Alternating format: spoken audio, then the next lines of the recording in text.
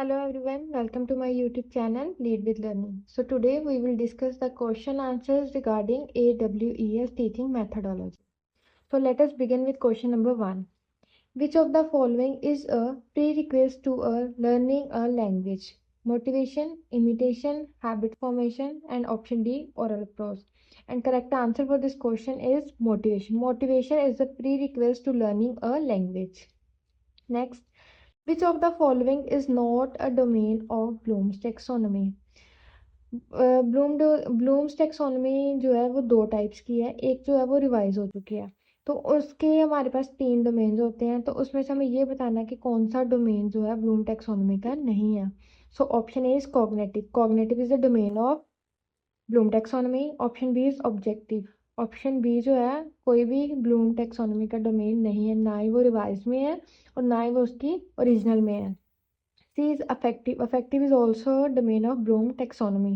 And option D is psychomotor domain. And this is also a domain of Bloom's taxonomy. So our correct answer is objective, which is not included in the domain of Bloom's taxonomy.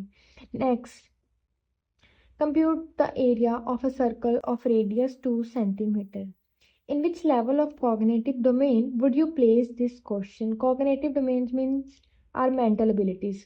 यानी कि जब हम mental abilities को use करते हैं, हम अपने mind से किसी चीज को कंट्रोल करने की कोशिश करते हैं।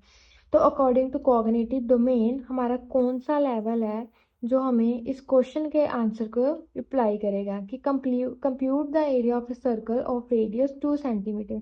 कि हमें 2 सेंटीमीटर सर्कल का एरिया बताया गया तो उसका एरिया निकालना है। तो इसमें हम क्या कर रहे हैं? Remembering, understanding, applying, analysing. क्या कर रहे हैं हम?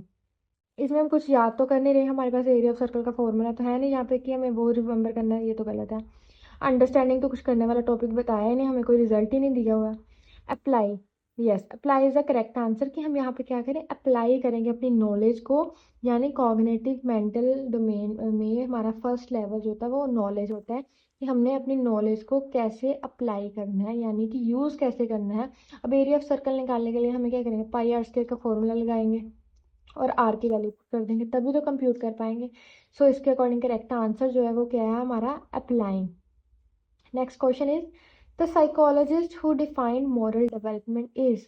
ऐसे कौन से साइकोलॉजिस्ट हैं जिन्होंने मॉरल डेवलपमेंट के बारे में बात की है, यानी कि मॉरल डेवलपमेंट की थ्योरी किसने दी है? सबसे पहले है McDougall, B is Pavlov, C is Thorndike and D is पियाजे। तो करेक्ट आंसर इज पियाजे। पियाजे ने हमें 2 थ्योरीज दी थी। सबसे पहले उसने कोलबर्ग की थ्योरी जो थी हमारी मॉरल डेवलपमेंट थ्योरी, उसकी थ्योरी को एनालिसिस बनाया गया था पियाजे की थ्योरी से। तो पियाजे की हम 2 थ्योरीज पढ़ते हैं, one is moral and second is cognitive. ठीक है, पियाजे ने हमें 2 थ्योरीज दी थी, moral development and cognitive development. Next question is identify the figure who is behind the concept of language acquisition or LAD। ये क्वेश्चन हमें English pedagogy में भी दिखाई मिलेगा। ठीक है, सबसे पहला ऑप्शन है नॉम चॉमस्की की, option B is Vygotsky, option C is Jean पियाजे and option D is Skinner. तो इसका करेक्ट आंसर कि हमें लैंग्वेज एक्विजिशन डिवाइस का कंसेप्ट इसने दिया। So correct answer is Noam Chomsky. Noam Chomsky ने हमें लैंग्वेज एक्विजिशन डिवाइस जो है उसका कंसेप्ट दिया था। Question number 6, RTE important for any KVS teaching exam। RT Act 2009 is based on which article of the Constitution of India। तो का article कौन सा है? Article number 22, article number 44, article number 21A and article number 86। तो right to education act जो है वो जो 2009 में आया था वो 21A आर्टिकल में मेंशन किया गया है, क्योंकि इसको अमेंड किया गया था इसकी डेफिनेशन को। Okay, question number 7, gender is an. What is gender? काफी इंपॉर्टेंट क्वेश्चन है, काफी बारी CTET PSTET में जो है ये क्वेश्चन रिपीट हो चुके हैं। हमारे पास 2 टर्म्स होते हैं। सबसे पहले जेंडर इज एन। तो gender is N always social construct. In place of that हमारे पास एक क्वेश्चन और आता है, वो क्या है? वो होता है सेक्स इज एन। तो उसका करेक्ट आंसर हमारे पास आता है, वो होता है बायोलॉजिकल कंस्ट्रक्ट। ये दोनों ही क्वेश्चंस जो हैं वो पैडागोजी के लिए भी इम्पोर्टेंट है और हमारे KVS और AWS टेस्ट के लिए भी इम्पोर्टेंट है। तो नेक्स्ट क्वेश्चन पे प्रोसीड करते हैं। Question number 8, children with individual differences should be taught in a school having teachers. देखो, हर एक बच्चे में इंडिविजुअल डिफरेंसेस होते हैं, कोई भी बच्चा सिमिलर नहीं होता दूसरे बच्चे से। तो ये चीज़ें, children with individual differences should be taught in school having teachers, कैसे टीचर्स होने चाहिए, कैसे टीचर्स जो है उन बच्चों को पढ़ाना चाहिए, अलग अलग बच्चों को पढ़ाना, तो कैसे क्लासरूम होनी चाहिए। तो इसका करेक्ट आंसर जो है वो क्या होगा? Train to make homogeneous learners, learners को एक जैसा बनाना, एक ही जैसे कर देना। To teach in different section classroom based on their individual differences, individual differences के बेस पर अलग अलग सेक्शन बनाकर उन्हें पढ़ाना, यानी ग्रुपिंग कर देनी। Train to use different pedagogy to meet their diverse learning needs, बिल्कुल करेक्ट आंसर है। And last option is train to teach children with specific difference. देखो, स्पेसिफिक डिफरेंस नहीं आएगा क्योंकि उन्होंने पूछा है कि एक क्लासरूम है, उन्होंने पूछा हमें कि चिल्ड्रन विद इंडिविजुअल डिफरेंस कैसे पढ़ाना चाहिए उन्हें, तो उन्हें कैसे पढ़ाना चाहिए, अलग अलग टीचिंग पैडागोजी को यूज़ कर कर, अलग अलग तरीके की मैथडोलॉजी को यूज़ कर कर उन्हें हमें पढ़ाना चाहिए, उनकी लर्निंग नीड्स को ध्यान में रखते हुए, क्योंकि हर एक बच्चे की लर्निंग नीड्स जो होती हैं वो क्या होती हैं, डिफरेंट होती हैं। सो हमारा correct answer is answer number C. Question number 99. How can a teacher encourage her students to be intrinsically motivated towards learning for the sake of learning? Motivation is basically of two types, intrinsic and extrinsic. Intrinsic is कि जब बच्चा जो है वो internally inner peace से वो क्या है, वो मोटिवेटेड है। एंड इन एक्सट्रिंसिकली मोटिवेशन क्या होता है कि हम उन्हें पैम्परिंग कर रहे हैं, हम उन्हें क्या रिवार्ड बता रहे हैं कि आपको ये रिवार्ड मिलेगा, तो वो एक्सट्रिंसिक फैक्टर से जो है वो मोटिवेट हो रहा है बच्चा। तो अब यहाँ पे बोला गया है कि एक टीचर कैसे इंकरेज करेगा बच्चों को कि वो इंट्रिंसिकली मोटिवेट हो अपनी लर्निंग को लेके।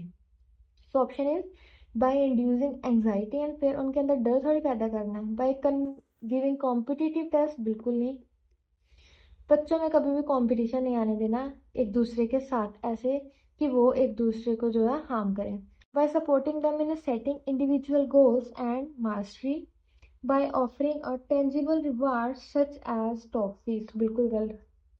रिवार्ड थोड़ी देंगे, इंट्रिंसिक मोटिवेशन जो है उनके अंदर से आनी चाहिए। तो वो कब आएगी, जब हम उन्हें उनके गोल्स और उनकी मास्टरी कैसे करेंगे उसमें सपोर्ट करेंगे, तो वो इंट्रिंसिकली मोटिवेट होंगे कि उन्हें अपना गोल क्या करना है, कैसे चूज करना है, कैसे उसको फोकस करना है और कैसे उसको अचीव करना है। So question number 10, play has a significant role in the development of young children for the following reason except। देखो, प्ले खेलना काफी जरूरी है, क्यों जरूरी है, तो इसमें हम ऑप्शन देखते हैं। First option is they gain mastery over their body, except पूछा है, इसको छोड़ के बताना है। It stimulates their senses, it is just a pleasant way to spend time, they acquire new skills and learn when to use them.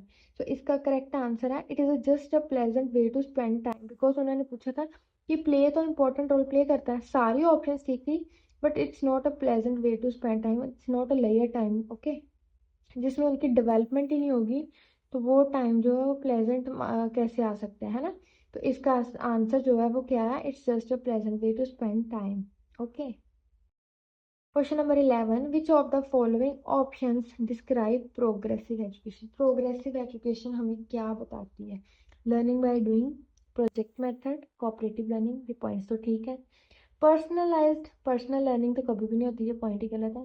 Thematic units, regular unit test, ranking, ranking कभी भी नहीं करनी है। प्रोजेक्ट मेथड, एबिलिटी ग्रुपिंग और ranking, no. So our correct answer is option number A. Next question is provisions of mid day meals in schools have. जैसे कि हमें पता है कि मिड डे मील्स जो है स्कूल्स में, गवर्नमेंट स्कूल्स में प्रोवाइड की जाती हैं, तो ये क्यों करते हैं, इनका मेन मोटिव क्या है? एनहांस स्कूल अटेंडेंस, बच्चों की अटेंडेंस के लिए, ड्रॉप आउट्स को रिड्यूस करने के लिए, बच्चे ड्रॉप आउट्स कर देते हैं, छोड़ देते हैं स्कूल, उनको कम करने के लिए, enhance cooperative behaviour among children of different caste and class background, और ऑल ऑफ दीज। तो ये सारे ही ऑप्शन जो है वो क्या है, करेक्ट है। सो हमारा आंसर होगा all of these. Next question is Ranveer has learn type writing When she has reached high school, she has learned computer, where she could operate computer keyboard very easily. This can be attributed to practice on keyboard, transfer of learning, interest in using computer, simplicity of keyboard. So, the correct answer for this question is transfer of learning. Transfer of learning is of three types.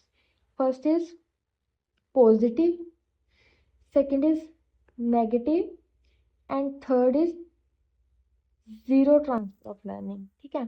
सो हमारा question हम repeat करते हैं. Ranveer has learn type writing when she has reached high school. Ranveer ने type writing सीखी जब वो high school में पहुंची. Sorry. She has learn computer where she could operate computer keyboard. Then उसने कंप्यूटर सीखा और कंप्यूटर से उसने कंप्यूटर कीबोर्ड को यूज करना सीख लिया क्योंकि उसने टाइप राइटिंग की हुई थी. इट मीन्स कि उसकी पुरानी नॉलेज जो है वो क्या है, यूज में आई. It is a positive transfer of learning. Okay. Question number 14. Essential components of learning is. Learning के सबसे एसेंशियल नेसेसरी कंपोनेंट्स क्या होते हैं? एक्सपीरियंस, मैचुरेशन, टीचिंग और ऑब्जेक्टिव. सबसे इंपॉर्टेंट तो है ऑब्जेक्टिव. ऑब्जेक्टिव होना जो है ज़रूरी है लर्निंग के लिए. ठीक है. Question number 15. Which of the following motives are considered as primary motive. Primary motive क्या होंगे? Psychological motive, social motive, physiological motive और educational motive. So here answer is physiological motives as per the Maslow's theory. Maslow's hierarchy theory. Next question is, there are four different kinds of reading. They are reading की types. English pedagogy का question है. Searching, discovering, scanning, extensive. Pleasure, informative, detailing, skimming. Skimming, scanning, discovering, searching. Skimming, scanning, extensive and intensive. So हमारे पास reading की चार types होती हैं and correct answer is D. Skimming, scanning, extensive and intensive reading. Question number 17 is TB. Question number 17. TBLT in second language teaching is. TBLT की full form क्या होती है? Task based language teaching. So correct answer is option number C.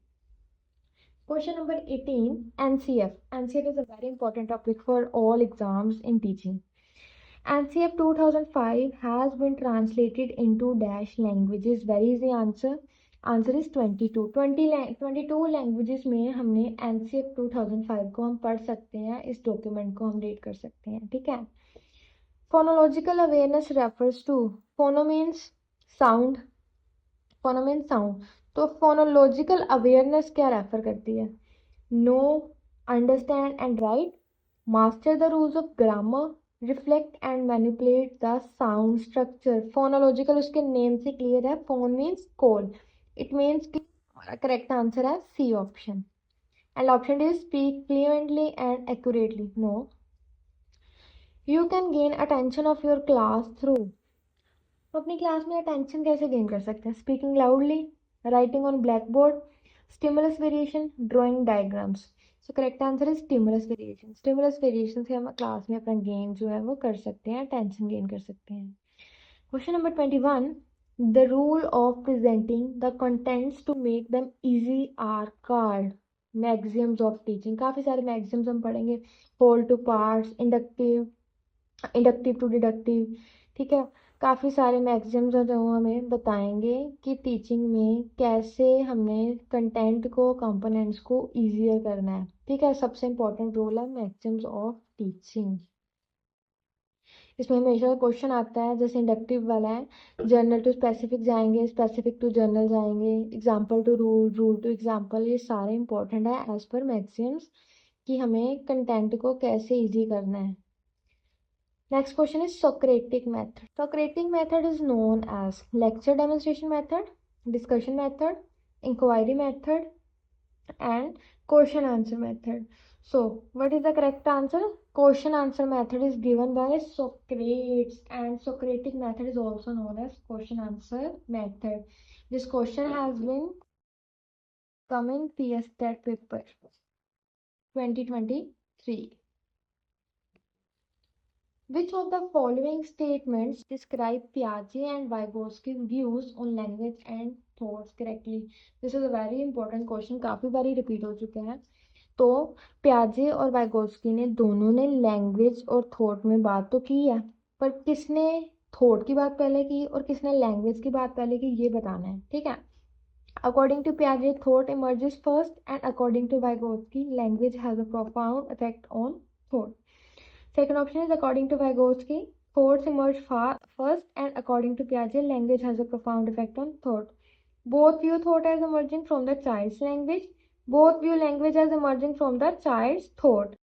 So, correct answer for this question should be option number ए, क्योंकि प्याजे ने कहा है कि thought पहले आते हैं और लैंग्वेज जो है वो बाद में आती है। और मेन लैंग्वेज की बात जो है हमारे वाइगोत्स्की ने की है कि लैंग्वेज जो है वो ज़रूरी है अपने विचारों को लिखने के लिए, ठीक है। काफ़ी इंपॉर्टेंट क्वेश्चन है, हर बार ही आया हुआ है। 24 question is it is said that development is never ending process. Which of the following defines it? According to which principle ये चीज बताई जाती है कि डेवलपमेंट जो है कभी भी खत्म ना होने वाला प्रोसेस है। It will start from the time of birth and till the time of your death. कि बर्थ से लेके डेथ तक जो आपकी डेवलपमेंट कुछ ना कुछ आपका होता ही है।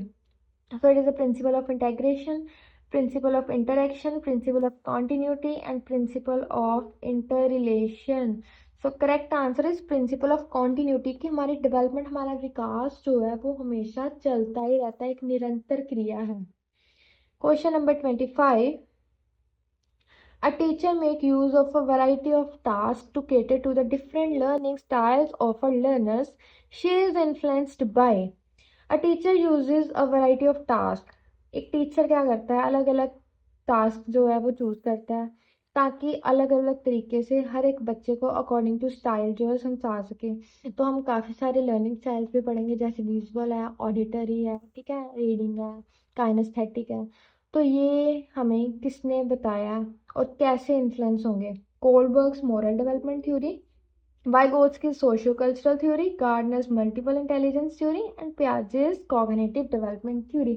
डिफरेंट लर्निंग स्टाइल्स की बात हमें की है गार्डनर ने हमें मल्टीपल इंटेलिजेंस थ्योरी दी है, जिसमें उसने मैक्सिममली 8 इंटेलिजेंसेस की बात की है कि बच्चे जो है, एक बच्चा जो है अलग अलग चीजें सीख सकता है, ठीक है। Which of the following is the first step in the scientific method of problem solving? So scientific method जो है प्रॉब्लम सॉल्विंग का, उसका सबसे पहला स्टेप जो है वो क्या होता है? तो सबसे पहला स्टेप जो होता है वो होता है problem awareness of problem. Market की सबसे पहले जो है वो क्या होना चाहिए कि अवेयरनेस होनी चाहिए हमें प्रॉब्लम की, कि हमें पता होना चाहिए कि प्रॉब्लम क्या है। अगर प्रॉब्लम पता होगी उसके बारे में हम तभी नेक्स्ट उसके सॉल्यूशंस फाइंड करेंगे, तभी हम उसके बारे में ब्रेनस्टॉर्म करेंगे, ठीक है। तो सबसे पहला स्टेप जो होता है हमें प्रॉब्लम के बारे में पता होना चाहिए। It's awareness of problem. Question number 27. Maintenance is the specific stage of learning which is antecedent to dash stage of learning. So, option A, motivation. Option B, independent. Option C, generalization. And option D is acquisition. तो maintenance में क्या है? Generalise करेंगे हम text को, information को क्या करेंगे, इकट्ठा करेंगे। Question number 28. Which of the following is not one of the primary tasks of a teacher for effective student learning? इसमें से बताना है कि कौन सा एक टीचर का प्राइमरी टास्क नहीं है स्टूडेंट लर्निंग के लिए। Knowing the concept that student bring to the classroom, transmitting information to the student in a didactic manner, requiring students to respond to higher order questioning, teaching students how to monitor and improve their own learning by effort. So, correct answer is transmitting information to the student in didactic manner is not the primary task of a teacher. Question number 29. The cognitive ability that comes in pre-operational period. सबसे पहले तो ये बताओ pre-operational period क्या है? प्याजे ने हमें क्या किया? 4 स्टेजेस दी थी अपनी कॉग्निटिव डेवलपमेंट थ्योरी के according, that is SPCF, sensory motor, pre operational, concrete operational and formal operational. Ability of goal directed behaviour, ability to take others perspective, hypothetical deductive thinking, ability for abstract thinking. तो pre operational में सबसे पहले तो ये चीज़ बता देती हूँ कि सेंसरी मोटर में 0 से लेके बर्थ से लेके 2 साल का बच्चा होता है. देन प्री ऑपरेशनल में हमारे पास 2 से लेके 6 ईयर्स का बच्चा होता है. एंड कंक्रीट ऑपरेशनल के स्टेज टाइम क्या होती है 6 से लेके 12. एंड फॉर्मल जो ऑपरेशनल स्टेज है उसका टाइम पीरियड क्या होता है 12 प्लस होता है. ठीक है, इसमें टीनेजर्स आ जाते हैं. तो अभी इसका करेक्ट आंसर बताओ आप कि कॉग्निटिव एबिलिटी कौन सी आएगी प्री ऑपरेशनल, यानी 2 से 6 साल के बच्चे में क्या होगी, ability to take others perspective. Goal नहीं होता यहाँ पे बच्चों का कोई भी. हाइपोथेटिकल डिडक्टिव रीजनिंग जो है वो हमारी फॉर्मल में आती है. एबिलिटी फॉर एब्स्ट्रैक्ट थिंकिंग, यानी कि अपने माइंड में मैपिंग करने की जो है वो क्या है, थिंकिंग जो है वो, कि अपना बच्चा अपनी प्रॉब्लम को अपने माइंड में सॉल्यूशन उसका जो है वो क्रिएट कर सकता है या नहीं कर सकता है. ठीक है. Abstract and concrete thinking, these are two types of thinking. Okay, so correct answer for pre-operational period is ability to take others perspective.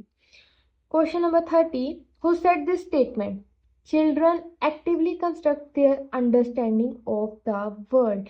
ये काफी फेमस कोटेशन है जो हमें जीन पियाजे ने दी थी. ठीक है. Next question is which of the following psychologist propounded successful intelligence. Robert Sternberg ने हमें इंटेलिजेंस के टर्म को सक्सेसफुली डिस्क्राइब किया था. ठीक है. Next question is the G factor is related to G and S. There are 2 factors of intelligence, general and specific factor. तो जाहिर है कि इसका करेक्ट आंसर क्या होगा, intelligence. These are 2 factors, G for general and S for specific. ठीक है. 2 type की इंटेलिजेंसेस होते हैं.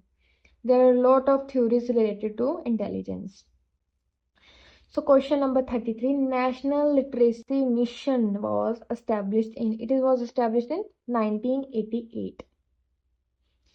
Proceeding to next question, critical thinking is induced by, what is critical thinking? Critical thinking क्या होती है? Critical thinking is कि जब हम किसी फैक्ट को बहुत डीपली सोचते हैं, हम उसके बारे में हर पॉइंट ऑफ व्यू इंफॉर्मेशन जो कलेक्ट करने की कोशिश करते हैं.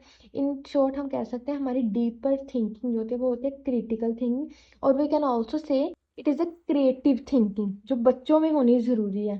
तो ये कैसे इंट्यूज होती है, forebrain, right brain, left brain और hindbrain. So correct answer is left brain. Left brain में जो है क्रिटिकल थिंकिंग इंड्यूस होती है. ठीक है.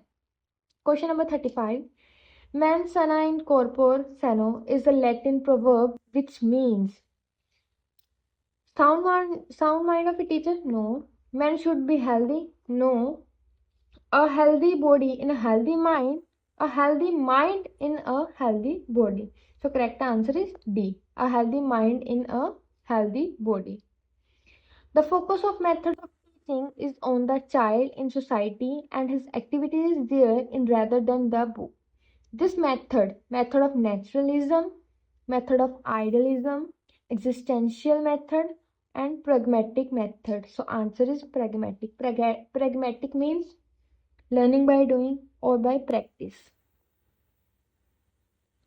And above 3 and last 3 are the types of Howard Gardner's multiple intelligence theory. So last question of this file is question number 37. Which one is not the type of lesson plan on the basis of objective? Objective के basis पे कौन सा lesson plan का type नहीं है? Micro lesson plan, obviously lesson plan जो होता है complete 30 minutes का एक lesson होता है. बट माइक्रो लेसन प्लान जो होता है उसमें हमारी स्किल्स आती हैं. स्किल्स ऑफ टीचिंग में क्या आएगा, skills of black board teaching, skill of introduction, skill of illustration with example, skill of explanation. ये सारी हमारी माइक्रो लेसन प्लान स्किल्स होते हैं. And this is not the type of lesson plan on the basis of objective. इसमें हमारे कोई main objective नहीं होते हैं. ठीक है. Thank you for watching the video. अगर वीडियो अच्छी लगी हो तो सब्सक्राइब करें मेरा चैनल, और जैसा भी कंटेंट आप चाहते हो please do comment. Thank you.